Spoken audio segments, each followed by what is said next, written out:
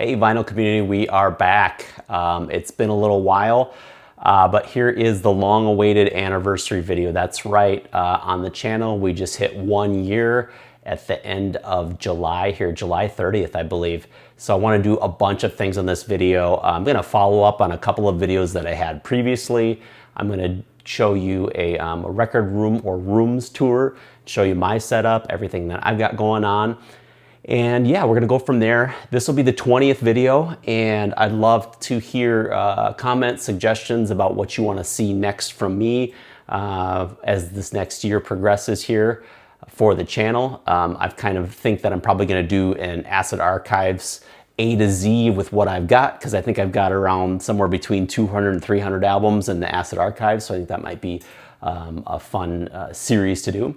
But without further ado, the first thing we're gonna do is I'm gonna show you the record room. So come with me, you will see a world of imagination. Let's go. So this is our sunroom here, and I kind of took this over. So we've got all kinds of IKEA Kallax. They're stacked to the brim. Yes, they're too tight.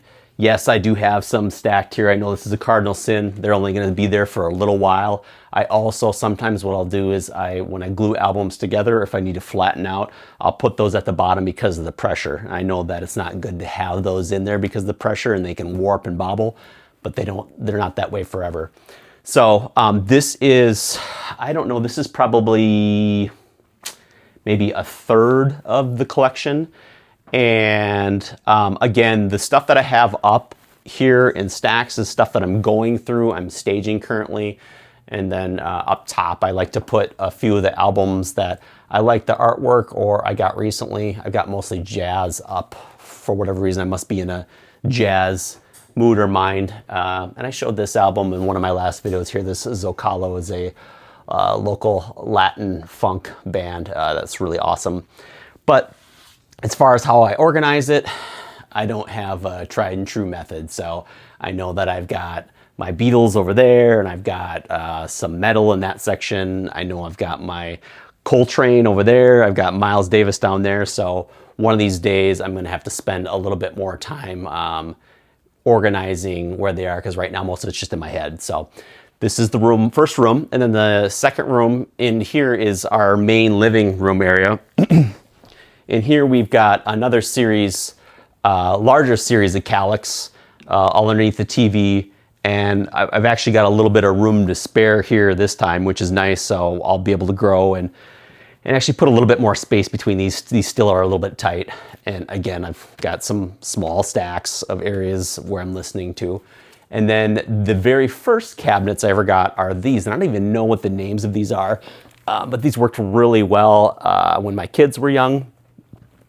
The only downside of this particular brand, they don't make them anymore.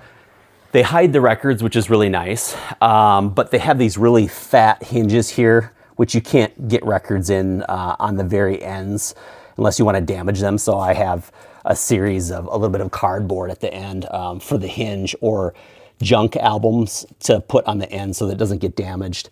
But I've got my Rolling Stones, my Grateful Dead, Velvet Underground, Lou Reed, John Cale, stuff that I really like. Rolling Stones are here. And then same, I've got this little series or setup over here. And I've got a similar situation. I've got my Led Zeppelin, I've got Neil Young, Bob Dylan, David Bowie, my Pink Floyd's down here, Stooges, Iggy Pop, all that good stuff. And then here's my really modest setup. I've got a Sony receiver, which is more of a modern day receiver. I recently got this guy. I had a DJ turntable, and I upgraded to a vintage turntable. This is a JVC from 1977. And yeah, I just wanted something vintage. So I've got a little bit of a mix, a little bit of a hodgepodge. And then I've got 4 speakers set up. I've got these right here, which are Martin Logan's. And then I've got the Klipsch right here. And then I just recently added, and I wish I could have got it down below because it'd be better down below, but added this subwoofer, the Sony subwoofer to get a little bit more kick, because the bookshelf speakers don't kick that hard. So for the added bass. So yeah, that's my modest little setup, and then we'll start part 2, which I'll follow up about getting the No More Tears, Ozzy Osbourne No More Tears, and the Black Sabbath album that I spoke about in the previous album, and we'll do some recent summer vinyl finds as well. So, all right, as I mentioned, I want to do a quick follow-up about the Ozzy album that I had ordered when I last spoke in my last video about ordering No More Tears, which I've been looking for a long time. That one finally did arrive, and it arrived in just fantastic shape, and I am over the moon happy about it. It's extremely clean, original label, and I did get a really fair deal on it before it started to skyrocket after Ozzy's death. But sounds absolutely phenomenal. Zakk Wylde's guitar playing is some of his best. I think his best on any Ozzy albums for sure. And I was extremely pleased about that. And I also picked up, this was also ordered prior to Ozzy passing away.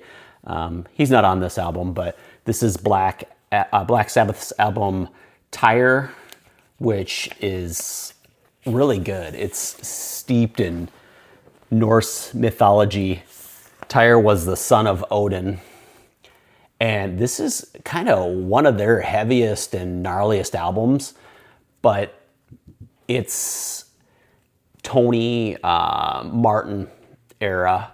So you have Tony Martin on the vocals. Some people don't care for that. I like him as the front man, and I like him singing. I enjoy those albums. I like Headless Cross quite a bit. And then you also have Cozy Powell on drums on this one. It's a good album. I've got no complaints. I'm really happy I got this one. This was an original. This is original UK pressing from 1990. This one came from the UK.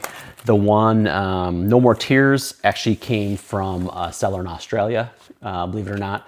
So, but again, really happy with the price. Really happy that I found it. I feel extremely fortunate.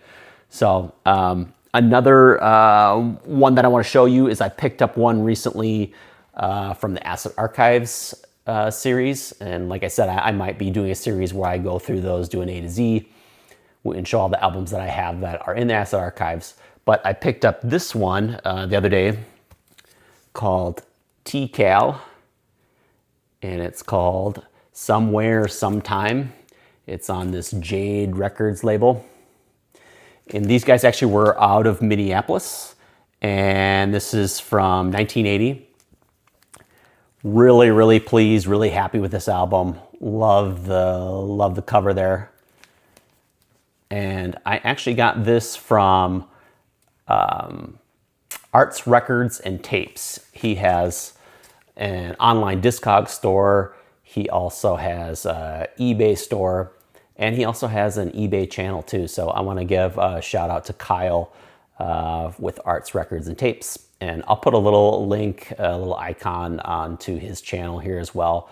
Really nice guy, really fun to meet him in person. And got to show my love to fellow Minneapolis YouTubers. So super stoked about having that one. And it's a fantastic album. You've got male and female vocals and harmonizing, and it's a really good one. Really happy to pick it up. So now we're going to talk about some of my summer finds so far. I know summer's kind of rolling down here. Kids are going to be going back to school if they're not already. Our kids don't go back till the day after Labor Day, so they got one more week of freedom. So, but with that being said, I'm going to show you some that I found that I've really enjoyed. So this one is a real recent pickup for me. This is Harumi. This is from 1968 on the Verve Forecast label. And this is a really awesome psych album. It's more so in the pop psych realm, but I got this sealed and I took the cellophane off of it because I knew that it was mono, and I was hoping that it was going to be the promo. And I did luck out when I opened it that it was the mono white label promo, and that was exactly what I was hoping for. But this album, if you're not familiar with it, and I'll show you the artwork here, the artwork is just absolutely beautiful. This guy was from Japan. He came over in 1967, and he went to New York and he cut this album. Tom Wilson was the producer. Tom Wilson produced Bob Dylan. He produced Simon and Garfunkel. He produced the Velvet Underground, Frank Zappa. So this is a very well-known producer. And he gets this guy here, Harumi is his name. And they do this album, and then Harumi kind of disappears. So he was set up to tour, and I don't know how far they got on the touring leg of it, but it's kind of been a mystery what's happened to him. I did a little bit of research, and it turns out that he did stay in New York, so he didn't leave. He lived not that far from the Twin Towers, and apparently when the Twin Towers went down, that had quite an impact on his health. I think he since passed away in 2007. But this whole thing is just steeped in mystery, and it's really cool. In the first album, or it's a double LP. So the first album is more of your standard songs, psych pop. The second one's much more experimental. It's just one track on each side, and one is Harumi talking with kind of Eastern meditative music going on in the background, and the other one is a little bit more musical, but again, more kind of talking over music. So, but anyways, super fun find. Again, bought it sealed, so I didn't know exactly what I was going to be getting. So I was very pleased that it was the mono promo, because that's what I had hoped to get. So, all right, the next one that I picked up is Brother Fox and the Tar Baby. This one came out in 1969 on Oracle Records. They were from Boston, and this is the only album that they did. But this is a really awesome hard blues psych rock, and I would definitely emphasize a little harder on the blues rock side of it, but there's some psych flourishes throughout too. And I've been looking for this one for quite some time. Really happy to find this one. But if you're a fan of late 60s, early 70s blues psych rock, then this one is right up your alley, and you should definitely check it out. So another one that I have, it's kind of a monster album that a lot of people look for, and I finally found. Again, I don't think I got a steal of a deal on it, but I finally found Orangutan, and this one is definitely high up on many people's grail list, and it was for me too. And honestly, I think Dylan from Noble Records talked about this a long time ago, and I know there's lots of reissues, but I think with the popularity of his channel, it kind of spiked the Discogs median on this one and has made it all the more hard to find. But I ended up finding this one on eBay, and this one came out in 1971. It's on the Bell label. And it's a really interesting story because the band was called Hunter. They only had this one album, and it really wasn't an album. It was a collection of tracks, which is really odd because it does sound kind of well put together, and the tracks flow pretty nicely into each other. But they had a gentleman that got them studio time. His name was Adrian Miller, and this was in London because these guys are from the UK. And he asked them to change their name to Orangutan because he already had an album cover all figured out. And then he ran off with their master tapes to the US and sold this to Bell Records, and they never saw a dime. So it's a pretty amazing album for what it is, and the fact that they never received any money from it is all the more crazy too. So, and they're kind of, I would say it's similar to like a Leaf Hound, early Zeppelin vibe is what you're going to get with Orangutan. But if you're watching my channel, you probably know plenty about that. All right, another one. This one found in Connecticut, actually, when we were in Connecticut to visit my wife's parents and family. And I found this one at it's a local antique store that was in a town called Danielson, not too far away from where they live. And I was super happy to find this. This is Testament, their third album. It's called Practice What You Preach. And they were a thrash band out of San Francisco. And I didn't have this one. I was really surprised that they had it. And I was really stoked, because the thrash metal is getting harder and harder to find. All right, what else? Oh, along on that Connecticut trip, we ended up, this was this last Saturday night, we ended up going to the local casino. It's called Mohegan Sun in Norwich, Connecticut. And we ended up seeing Queensryche was playing there, and we got to see them for free. So that was super fun, especially, and the fact that it was free made it all the better. But I'll show you. They don't have the original lineup anymore for Queensryche. The lead singer Jeffrey Tate is no longer with the band. Excuse me, but the original bassist Eddie Johnson, he does not look like that anymore. But he was there, he was playing, and then this gentleman down here, Michael Wilton, if you can see him, he is one of the original guitarists, and he was there too. So there was two original members, the other guitarist and the drummer and the vocalist all have come on later, but those two gentlemen, the bassist and the guitarist, have been with the band since their first album. So we had a lot of fun. I didn't know what to expect, and I was very pleasantly surprised.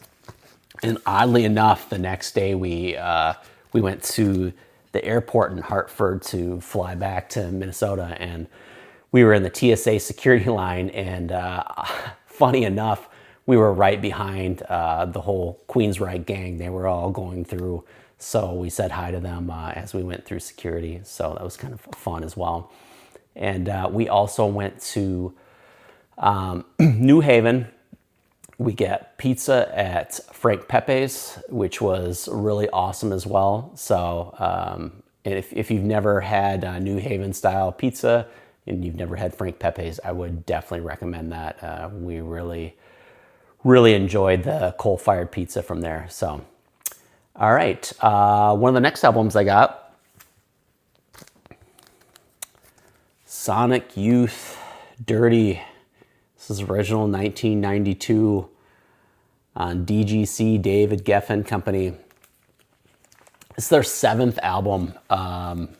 It's a double album as well. Was really happy to find this one too, because this one doesn't really pop up all that often. This had a couple of minor radio hits for them with 100% and Sugarcane, but it's a really good album. So over the moon that I found it. And along that vein, now that we're into the 90s, we'll keep chugging. Another one that I got, and this was sealed too, was Neil Young, Mirror Ball. This is an original. And this is actually the 20th anniversary of this album now. So came out in 1995. And this is just a great album. It has Neil Young teamed up with Pearl Jam. So the godfather of grunge. meets the new guard, the 90s grunge, and they play, and they're on a double album together. What more could you ask for? It's absolutely amazing. So I'd highly recommend this one if you're not familiar, but I'm sure most of you are. And I found this one at a local record store here. In several sealed copies. I don't know how or why, but I was happy to find one. All right, now a quick little follow-up I talked about Lee Hazelwood, and I actually have found a couple Lee Hazelwood albums here real recently. This one I just found this weekend. It's called The Cowboy and the Lady. And this one is Lee Hazelwood and the lovely Anne Margaret. So this is after he had finished working with Nancy Sinatra. And this is on his own label now, which I'd showed you before. The LHI Industries, Lee Hazelwood Industries. And this is a really good album. I was really, really happy with this. And really excited to find it in this condition again. Been getting lucky with finding some of these albums in really fantastic shape. And in a lot of cases, they've been white label promos too. So again, I'm feeling very fortunate lately. I'll show you one of the other ones that I picked up too. I picked up Nancy and Lee. That one is before this one. The Cowboy and the Lady is 69. This one came out in 68. And it's got that lovely two-tone label. And this one, the song that was pretty popular on this one was Summer Wine, which is, that song is so good. It's an earworm, and it gets stuck in your head and it stays there. All right, the last one I'm gonna show you is I picked up Lee Hazelwood's first album from 1963. Trouble is a Lonesome Town. This one was on Mercury. And this is an interesting one.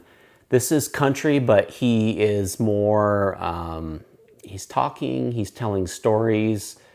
It is musical, but it's different than the other things in his catalog. And he looks quite young there. I think he's doing his best Waylon Jennings or Merle Haggard impression there, but it's pretty dang good. So anyways, that is what I got for you. And I want to thank everyone that has supported the channel, has watched the videos, who's commented, who's subscribed. It means the world to us. And we're going to keep bringing more videos to you this year. And again, if you have suggestions for me, you have something that you want to see, please let me know. I'm all too happy to do that. Again, I'll probably gonna do something along the lines of the Asset Archives. I'll take a little break when we get close to Halloween because I've got to do my Halloween videos. They don't usually get that much attention, but I enjoy it, so I'm gonna do it. But until next time, everybody be well, and thanks for watching.